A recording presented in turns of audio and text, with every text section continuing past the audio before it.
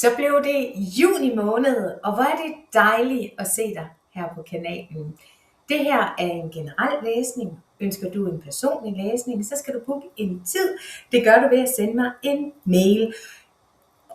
I teksten under videoen, der finder du en udregner til din måne og ascendanttegn. Og jeg vil altid opfordre dig til at se de videoer, også for nogle måneder, der vil det altså resonere bedre, end dit stjernetegn gør. Men vi skal i gang. Jeg starter simpelthen med din temakort. Du står nemlig over for en kæmpe forandring, og det er meget, meget tydeligt universet, dine guides, dine spirit guides, din sjæl, der guider dig i retning af noget, der er rigtig godt. Men fordi det er rigtig godt, er jo ikke ens betydende med, at det måske føles super godt og skal lave et retningsskifte.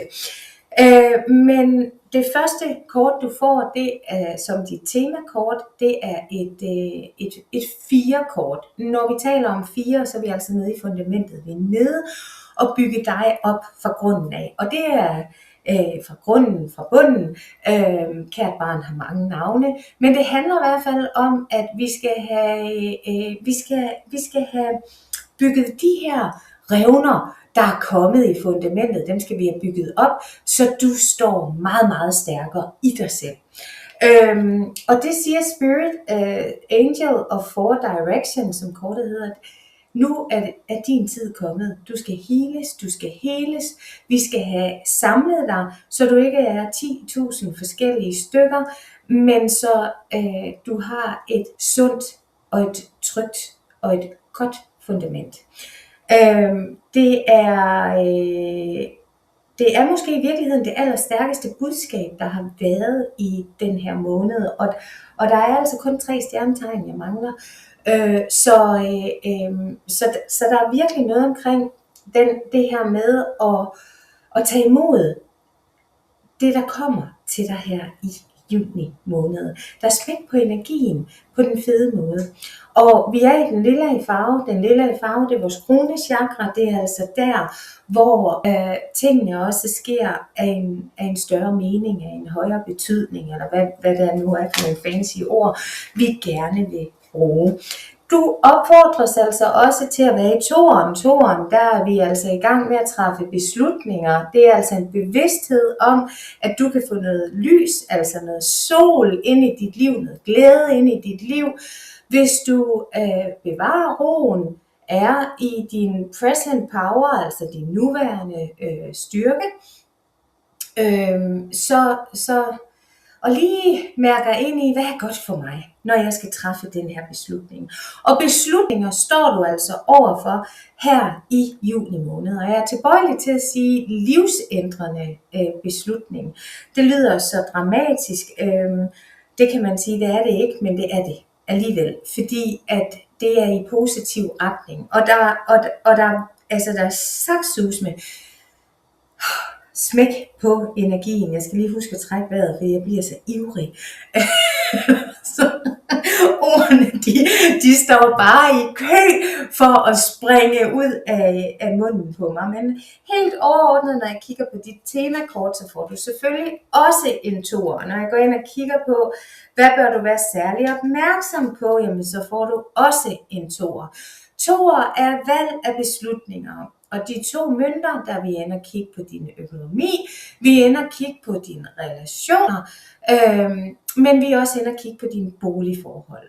Stave, der er vi meget mere inde i dine ønsker. Hvad er det, der bringer stabilitet over dit liv, og hvad er det, der skal til? Hvad er det for nogle retninger, du gerne vil gå, for du har dig selv med, og for du får det bedste ud af livet, og for du ligesom kan træffe de her valg, så handler det om at være til stede i nuet. Og det handler i allerhøjeste grad også om lige at connecte til dine spirit guides, fordi der er virkelig åndelig aktivitet i og omkring dig her i juni måned. Du dukker altså op som stavenes konge, og det er altså sådan en powerful kort. Så udover at du er meget målbevidst, så er du også klar over, hvor dine styrker og svagheder er. Og det gør dig enormt attraktiv. Det betyder altså også, at du står enormt stærkt, når vi går ind og kigger sådan rent juridisk, og du har altså jura-kortet Justice. Det ligger her altså også på dit underbevidsthedsplan.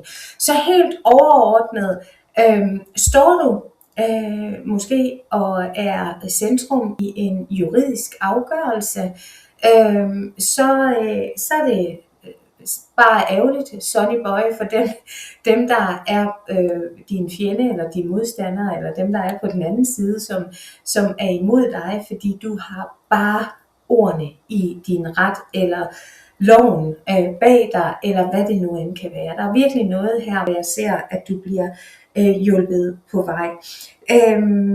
Derudover, så er det altså et virkelig, virkelig godt tidspunkt at gå i detaljen. Så hvis nu, at du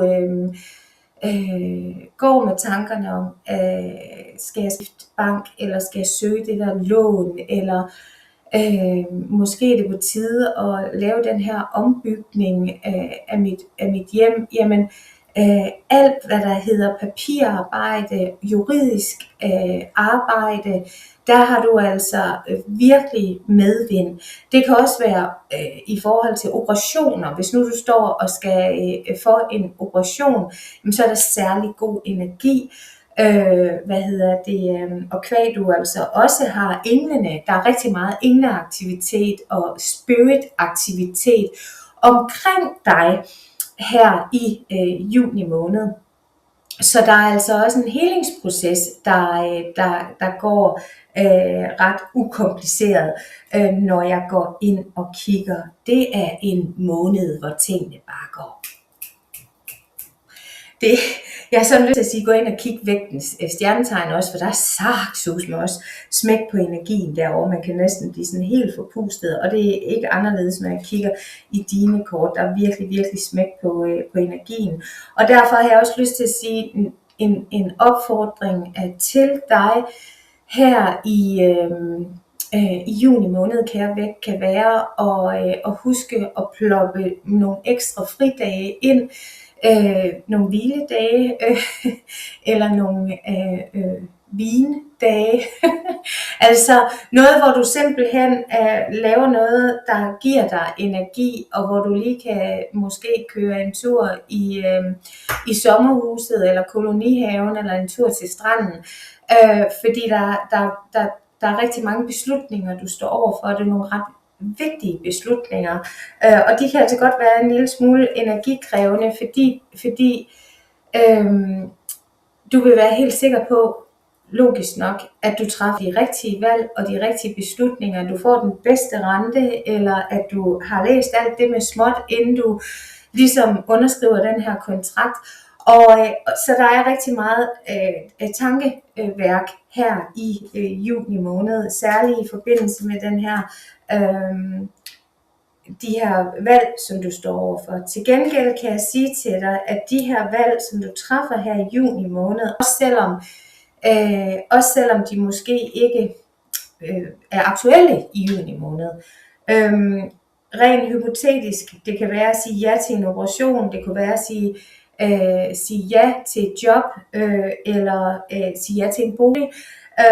Selvom det ikke er noget, der finder sted her i juni måned, er det måske først noget, der sker om en måned, 2 eller 3 frem i tiden, så ser jeg, at det er enormt positivt, de 10 mønter. Altså det er virkelig noget, der gør, så skal jeg ikke tænke mere på det. Altså det er virkelig noget, du har haft rigtig mange tankeprocesser omkring. Du kan se Alice fra Eventyrland, hun ligger der i sin sofa og fuldstændig afslappet, velvidende, at pengene tækker ind, og at der er styr på fundamentet. Og vi vil rigtig gerne have styr på det her fundament. Vi vil rigtig gerne have, at du får ladet dine brikker, at du får ladet dine batterier, så du har et stærkt fundament, de 4 stave. Nogen vil helt sikkert også planlægge et bryllup eller en barnedåb her i juni måned. Jeg er i tvivl om, der bliver afholdt i juni måned. Det vil det gælde for nogen.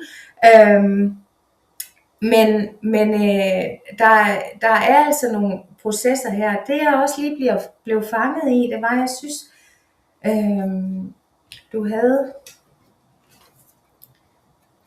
4, nej det er noget vrøvl, jeg så det bare lige som en 4, 5 og var der ikke også en 6'er? Nå, men altså du har i hvert fald både 4 stave og 4 mønter. Og der er altså noget omkring det her med at skabe balance på både det energetiske niveau, men også dit fundament, sådan helt grundlæggende inde i din kerne, i dit center.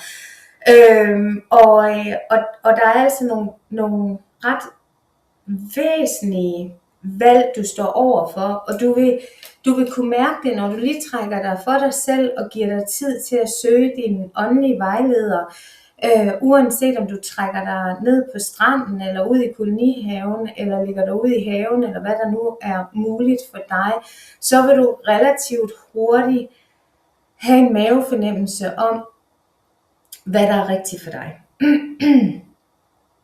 Det der også er interessant, apropos at den her beslutning er ekstra stor, eller er ekstra betydningsfuld, er nok mere sagt rigtigt, det er, at du får døden.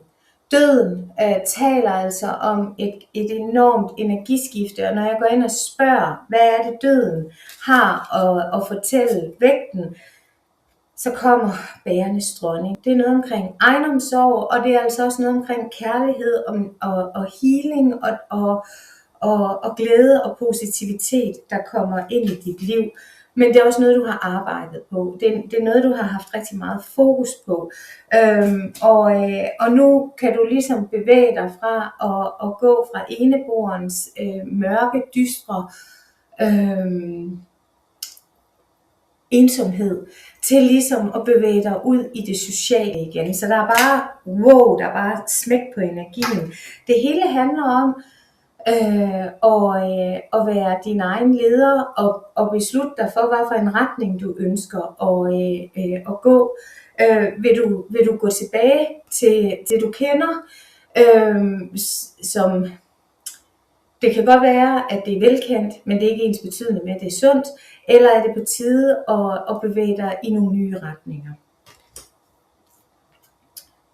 The High Priestess hjælper dig i hvert fald, fordi det er din åndelige bevidsthed, og det er din evne til at søge svar indad til, og det er din evne til at bruge din intuition og stole på, hvad føles rigtigt nede i min mave.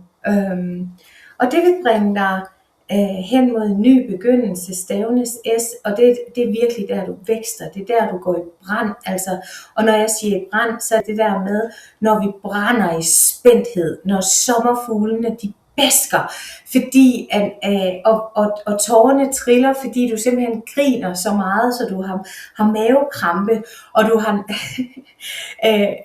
tænker, hvornår stopper det her, fordi man næsten ikke kan holde på vandet, fordi at man griner så meget. Jamen altså, det er virkelig, når livet vækster big time, og det hele det sker for dig her i juni måned. Du bevæger dig altså virkelig ind mod en succesrig periode. Og det her med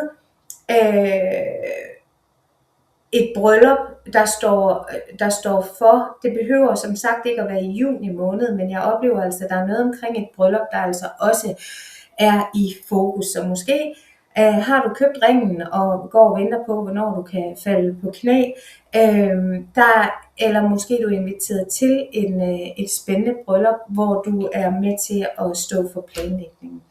Summa summarum, dine engle fortæller dig her i juni måned, at alt er okay, giv slip og have tillid.